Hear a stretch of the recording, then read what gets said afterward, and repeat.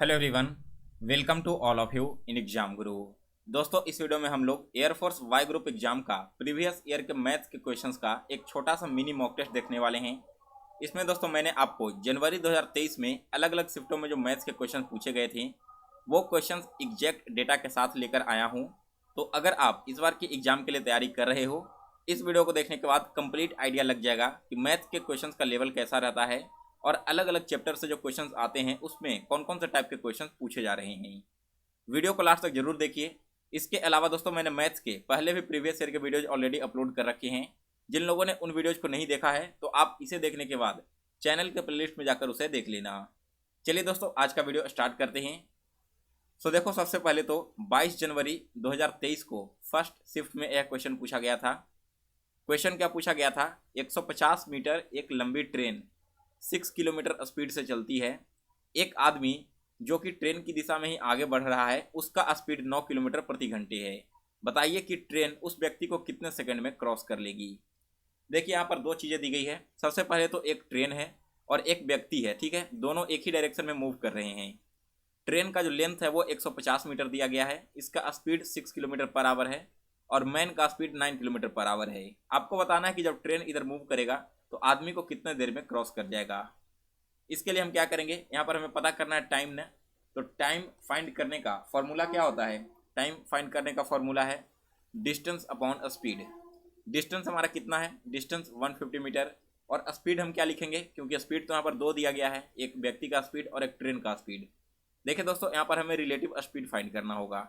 जब भी इस तरह के दो स्पीड वाले क्वेश्चन हो तो इसमें आपको रिलेटिव स्पीड फाइंड करना है। और रिलेटिव स्पीड क्या होता है? अगर दो ऑब्जेक्ट एक ही डायरेक्शन में मूव कर रहा हो तब दोनों के स्पीड को माइनस कर देना है, और अगर वो एक दूसरे के अपोजिट डायरेक्शन में हो तब दोनों के स्पीड को प्लस कर देना होगा। समझ में आ गई बात? तो यहाँ पर देखो, 9 किलोमीटर है पहले का स्पीड, दूसरे का 6 किलोमीटर है। दोनों को माइनस करोगे तो आपको क्या मिलेगा? 3 किलोमीटर पर आवर। और यहाँ पर दोस्तों आप देखिए, डिस्टेंस मीटर में है जबकि स्पीड किलोमीटर पर आवर में है ना। तो हम क्या करेंगे कि इस स्पीड को भी मीटर पर सेकंड में कन्वर्ट कर लेंगे। कन्वर्ट करने के लिए 5/18 से मल्टीप्लाई करना पड़ेगा हमें।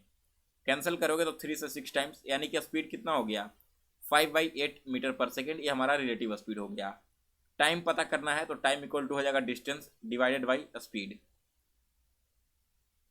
सॉरी, यहाँ पर 8 नहीं 6 होना चाहिए, ठीक है। इसे आप लोग 6 कर लेना। तो अब यहाँ से हम और इसे कैसे लिखेंगे? 150 इंटू 6 डिवाइडेड बाई 5। 5 से 30 टाइम्स कैंसिल होगा और 30 इंटू 6 क्या हो जाएगा? 180। यानी कि दोस्तों वो जो ट्रेन है वो व्यक्ति को 180 सेकंड में क्रॉस कर लेगा। ये था आज का पहला क्वेश्चन। आगे बढ़ते हैं अब दूसरे क्वेश्चन की ओर। सेकंड क्वेश्चन भी 22 जनवरी को फर्स्ट शिफ्ट में ही पूछा गया है। एक लड़का और एक लड़की का अनुपात 2:3 है। लड़के की संख्या में 20% की वृद्धि होती है और लड़कियों की संख्या में 10% की वृद्धि होती है। तो बताइए कि वृद्धि के बाद का नया अनुपात क्या होगा। यहाँ पर दिया गया है क्या? बॉय और गर्ल का रेशियो क्या दिया गया है? 2x और 3x, ठीक है। यहाँ पर 2/3 दिया गया था तो हम इसे 2x और 3x मान लिए। अब कंडीशन के अनुसार क्वेश्चन को पुट करते जाओ। सबसे पहले 2x जो लड़के हैं इसकी संख्या में 20% की बढ़ोतरी हो रही है। 20% बढ़ोतरी का मतलब 120% ना। 100% तो यह पहले से ही था, इसमें 20% और बढ़ गया तो यह कितना हो गया? 120% हो गया। तो यही हमने यहाँ पर लिख दिया कितना? 2x जो था वो अब बढ़कर हो गया है 120%। और नीचे क्या है हमारे पास? 3x है। 3x इंक्रीज हुआ 10%, यानी कि 3x अब हो जाएगा 110%। कैंसिल करोगे तो 1 शून्य से 1 शून्य, 2 से 6 बार में, 2 से 5 बार में। 6 इंटू 2 क्या हो जाएगा? 12x divided by 5। इधर कैंसिल करोगे तो ये आपको हो जाएगा 33x/10। अब इसका और रेशियो निकालोगे तो 12x/5 इंटू 10/33x। 5 से कैंसिल होगा 2 टाइम्स, ये कैंसिल होगा 3 से 4 टाइम्स में, और ये 3 से कैंसिल होगा 11 टाइम्स में। यानी कि यहाँ पर इसका जो रेशियो है वो कितना आ जाएगा? 8/11। इस क्वेश्चन का राइट आंसर है 8/11। सभी को समझ में आ गया सेकंड क्वेश्चन? तो आगे बढ़ते हैं तीसरे क्वेश्चन की ओर। तीसरा क्वेश्चन भी 22 जनवरी को पहले शिफ्ट में पूछा गया था। एक व्यक्ति की इनकम 10,000 रुपये है और उसका खर्च 9,000 रुपये है। यदि उसके इनकम में 10% की वृद्धि होती है और उसके खर्च में 20% की वृद्धि हो जाती है तो अब उसके बचत में क्या प्रभाव पड़ने वाला है? ये था आपका कंप्लीट क्वेश्चन। सबसे पहले हमें यह पता करना होगा कि जो वो 10,000 रुपये कमा रहा था और 9,000 रुपये खर्च कर रहा था, तो उसका इनिशियल सेविंग कितना था। यानी कि अगर मैं बात करूं सेविंग वन की, तो सेविंग वन हमारा क्या हो जाएगा, 10,000 रुपये टोटल कमा रहा है, इसमें से खर्च कर दे रहा है 9,000 रुपये, तो उसके पास जो टोटल अमाउंट बचेंगे महीने में वो बच जाएगा 1,000 रुपये का। ये था आपका पहला सेविंग। अब क्वेश्चन के सेकंड कंडीशन में दिया गया है कि जो इनकम है, दैट मीन्स कि इसका जो 10,000 रुपये इनकम था, इसमें 10% की बढ़ोतरी हो रही है, यानी कि यह कितना हो गया, 110% हो गया। तो इसका नया इनकम क्या हो जाएगा, नया इनकम हो जाएगा 11,000 रुपये। और इसके जो खर्च थे, यानी कि जो 9,000 रुपये था, खर्च में भी 20% की बढ़ोतरी हो जा रही है। तो अब इसका नया खर्च कितना हो गया, नया खर्च इसका हो गया 10,800 रुपये। दैट मीन्स कि दोस्तों इसका जो अगर मैं सेविंग टू निकालूं, तो सेविंग टू क्या निकल कर आ जाएगा, 11,000 में से 10,800 को घटाओगे तो 200 रुपये। पहले ये कितना बचा रहा था, 1,000 रुपये बचा रहा था प्रति मंथ, अब ये 200 रुपये बचा रहा है, यानी कि इसके जो सेविंग है इसमें 800 रुपये का फ़र्क आया है। अब अगर यहाँ पर क्वेश्चन अमाउंट में पूछा जाए तब तो आपका राइट आंसर 800 हो गया, लेकिन परसेंटेज पूछ लिया जाए तब क्या करेंगे, परसेंटेज पूछ लिया जाएगा तब यह ऐसे बनेगा। अब वो कितना बचा रहा है, 200 रुपये, पहले कितना बचा रहा था, 1,000 रुपये, ठीक है, तो डिफरेंस 800 का हो गया। अगर हम इसका परसेंटेज निकालें तो इसके पहले वाले सेविंग से कंपेयर करके निकाल दो, ये हो जाएगा 80% का, यानी कि अब जो इसकी सेविंग है वो 80% क्या हो गया, पहले से डिक्रीज हो गया है। नेक्स्ट क्वेश्चन की ओर बढ़ते हैं। तो अगला क्वेश्चन दोस्तों बहुत ही इंपॉर्टेंट है, और चाहे एयरफोर्स एग्जाम हो या फिर कोस्ट गार्ड के एग्जाम हो, ऐसे क्वेश्चंस हमेशा से रिपीट होते आ रहे हैं। यह क्वेश्चन आपके 20 जनवरी को सेकंड शिफ्ट में पूछा गया था। इसके अलावा भी और भी कुछ शिफ्टों में यह सेम क्वेश्चन रिपीट हुआ है। देखिए इस क्वेश्चन में क्या दिया गया है कि in an election 2 candidates participated. एक इलेक्शन हुआ जिसमें 2 कैंडिडेट ने पार्टिसिपेट किया। 20% वोट्स डिक्लेयर इनवैलिड। जितने भी वोट थे वहाँ पर उसमें से 20% वोट को इनवैलिड कर दिया गया, और जो विनर था यानी कि जीतने वाला व्यक्ति, उसे 70% वोट मिला वैलिड वोट्स का, और वो जो है वो जीत गया 9600 वोट से। तो बताइए कि टोटल वोटर्स की संख्या कितनी थी। सबसे पहले देखो विनर्स को कितना मिला, 70%, दैट मीन्स कि जो लूजर होगा उसे 30% मिला होगा, ठीक है। अब यहाँ पर कहा गया है कि जो विनर्स है वो 9600 वोटों से जीत गया, यानी कि दोस्तों लूजर और विनर के बीच वोटों का जो डिफरेंस है वो कितने का होगा, 9600 का होगा ना। और यहाँ पर इसका परसेंटेज में कितने का डिफरेंस है, 70 और 30 को अगर माइनस करोगे तो 40% का, यानी कि दोस्तों 40% का वैल्यू 9600 है। तो यहाँ से हम क्या करेंगे, 100% का वैल्यू निकाल लेंगे, और 100% का वैल्यू वो है जो आपकी वैलिड वोट्स थी। तो यहाँ पर क्या करेंगे हम इस प्रकार से, इसे यहाँ पर अगर आप कैंसिल करोगे तो ये आपका आ जाएगा कितना, 240 बार में, और ये आपका 2 शून्य आ गया। यानी कि दोस्तों आपकी जो टोटल वैलिड वोट्स थी वो यहाँ पर 24,000 थी। लेकिन क्वेश्चन में वैलिड वोट्स नहीं पूछा है, पूछा है find the number of voters. तो अब यहाँ पर टोटल वोटर्स कितने होंगे, हमें पता है कि 20% वोट इनवैलिड थे, दैट मीन्स कि वैलिड वोट की संख्या 80% होगी। तो ये जो हमारा 24,000 था ये हमारा कितना है, 80% है। हमें टोटल वैलिड वोट निकालना है, सॉरी वोट निकालना है ना, तो हम इसका क्या करेंगे, 100% निकाल देंगे। ये यहाँ पर कैंसिल होगा 300 बार में, और इधर 2 शून्य बैठ गया, तो टोटल हमारा जो वैलिड वोट है वो आपका हो जाएगा 30,000। बी ऑप्शन इस क्वेश्चन का राइट आंसर है। इसके बाद आगे बढ़ते हैं अगले क्वेश्चन की ओर। तो नेक्स्ट क्वेश्चन देखिए, यहाँ पर मेंसुरेशन का बहुत ही खूबसूरत सा क्वेश्चन है, और यह क्वेश्चन 20 जनवरी को सेकंड शिफ्ट में पूछा गया है। 3 cubes of volumes 1 centimeter cube, 216 centimeter cube and 512 centimeter cube are melted to form a new cube. What is the diagonal of the new cube? यहाँ पर 3 अलग अलग क्यूब्स हैं, उन क्यूब्स का वॉल्यूम दिया गया है। बताया गया है कि उन सभी क्यूब्स को मेल्ट करके यानी कि पिघला करके एक नया और बड़ा क्यूब बनाया जाए, तो उस नए क्यूब का डायगोनल क्या होगा। सबसे पहले देखिए, मान लो कि यहाँ पर टोटल इस प्रकार से 3 क्यूब हैं, ठीक है। अगर हम इन तीनों क्यूब को पिघला देंगे और पिघलाने के बाद एक जो नया क्यूब फॉर्म करेंगे, तो इसका जो वॉल्यूम होना चाहिए पहले वाले क्यूब का वो सिमिलर होना चाहिए बाद के भी क्यूब का। क्लियर है ना। मैं यहाँ पर 5 किलोग्राम मटेरियल का यूज करके कोई ऑब्जेक्ट बना रहा हूँ, अगर उसी को पिघला करके फिर से नया ऑब्जेक्ट बनाऊँ तो इस ऑब्जेक्ट का भी जो वॉल्यूम है वो क्या होगा, सेम ही होगा ना। यहाँ पर भी 5 किलो का ही बनेगा। तो यही सिमिलर यहाँ पर क्वेश्चन में कॉन्सेप्ट को यूज किया गया है।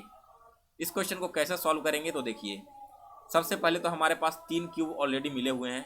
कौन कौन से क्यूब हैं, 1 सेंटीमीटर, 216 सेंटीमीटर और 512 सेंटीमीटर। तो अगर मैं इसके वॉल्यूम को ऐड कर दूं यानी कि V1 plus V2 plus V3, तो ये हमारा क्या हो जाएगा, वॉल्यूम ऑफ न्यू क्यूब के बराबर। यानी कि 1 प्लस 216 प्लस 512 किसके बराबर है?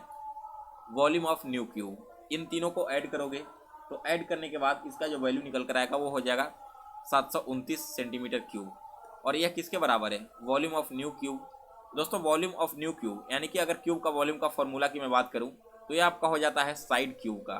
ठीक है, किसी भी साइड का क्यूब निकाल दोगे ना तो वो आपका वॉल्यूम हो जाएगा। सो यहाँ पर हम क्या लिख सकते हैं? वॉल्यूम की जगह पर साइड का क्यूब लिख सकते हैं ना। और साइड का क्यूब किसके बराबर है? 729 की। तो यहाँ से हमारा साइड क्या हो जाएगा? साइड हो जाएगा अंडर क्यूब 729। दैट मीन्स कि अगर 7 की वैल्यू की बात करूँ तो 9 निकल कर आ गया। 9 सेंटीमीटर इस क्यूब का वॉल्यूम हो गया, एक्चुअली में साइड हो गया। क्वेश्चन में पूछा गया है कि डायगोनल बताइए, तो डायगोनल निकालने का फॉर्मूला है दोस्तों √3a, जहाँ पर दोस्तों a का मतलब है साइड ऑफ क्यूब। तो यहाँ पर इसका डायगोनल क्या हो जाएगा? 9√3 सेंटीमीटर, क्योंकि 9 इसका साइड है और √3 से हमें इसे मल्टीप्लाई करना होगा। सो इस क्वेश्चन का राइट आंसर है 9√3 सेंटीमीटर। इसके बाद अगला क्वेश्चन देखिए। 19 जनवरी को सेकंड शिफ्ट में एयरफोर्स वाई ग्रुप एग्जाम में 2023 में यह क्वेश्चन पूछा गया है। क्वेश्चन में क्या कहा गया है? The LCM of two numbers is 48 if their ratio is 2:3 then find their sum. देखिए दोस्तों, जब भी दो नंबर्स आपके एलसीएम में दिए हुए रहे ना, कहने का मतलब क्या है कि दोनों के नंबर का मल्टीप्लिकेशन दिया गया है। तो मान लो कि हमारा पहला नंबर 2x है और दूसरा नंबर हमारा 3x है। तो हम क्या करेंगे? 2x × 3x निकाल देंगे और इसका जो वैल्यू है वो 48 के बराबर होना चाहिए, क्योंकि मैंने भी आपको बताया यहाँ पर किसी भी नंबर का एलसीएम क्या है, उन दोनों नंबर्स के प्रोडक्ट के बराबर होता है। तो यहाँ से क्या आ जाएगा? 6x = 48, दैट मीन्स कि x = 8। क्वेश्चन में पूछा गया है कि नंबर का सम बताइए। हमें पता चल चुका है कि x का वैल्यू 8 है, जिसमें से हमारा पहला नंबर 2x और दूसरा नंबर 3x है। तो यह क्या हो जाएगा? 16 + 24, दोनों को ऐड करोगे तो यह का वैल्यू आ जाएगा 40। राइट आंसर इस क्वेश्चन का 40। इसके बाद अगला क्वेश्चन, 40 संख्याओं का औसत 28 है। यदि गलती से 60 की जगह 42 ले लिया गया और 24 की जगह 12 ले लिया गया तो सही औसत क्या होगा? यह क्वेश्चन भी 19 जनवरी 2023 को सेकंड शिफ्ट में पूछा गया था। सबसे पहले देखिए, टोटल नंबर्स हमारे पास कितने हैं? टोटल नंबर्स 40 है ना, और इनका एवरेज कितना दिया गया है? एवरेज दिया गया 28। यानी कि दोस्तों अगर मैं इसके सम की बात करूं तो सम कितना हो जाएगा? 40 × 28 मल्टीप्लाई करने पर 1120 मिलेगा। अब यह कहा गया है कि हमें लेना तो 60, लेकिन हमने ले लिया कितना? 42। दैट मीन्स कि हम कितना यहाँ पर कम लिए हैं दोस्तों? अगर आप इसे माइनस करोगे तो 18 नंबर हमने कम लिया। इसके अलावा एक और 24 को लेना था, लेकिन 24 की जगह हमने 12 ही ले लिया था। तो यहाँ पर भी हमने क्या किया? 12 नंबर कम लिया। तो हमारे पास जो टोटल सम निकला है वो गलती से निकला था ना, 60 और 24 की जगह 42 और 12 को लेकर। तो अब जो नया हमारा सम आएगा उसमें ये जो एक्स्ट्रा 2 नंबर हमने कम लिए थे इन दोनों को ऐड कर देना होगा। ऐड कितना करना होगा? 18 और 12 हो जाता है 30, यानी कि 1120 में से आप 30 ऐड कर दोगे तो आपको मिल जाएगा 1150।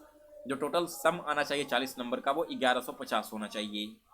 क्वेश्चन में कहा गया कि सही औसत क्या होगा? तो हमें सम पता चल चुका है।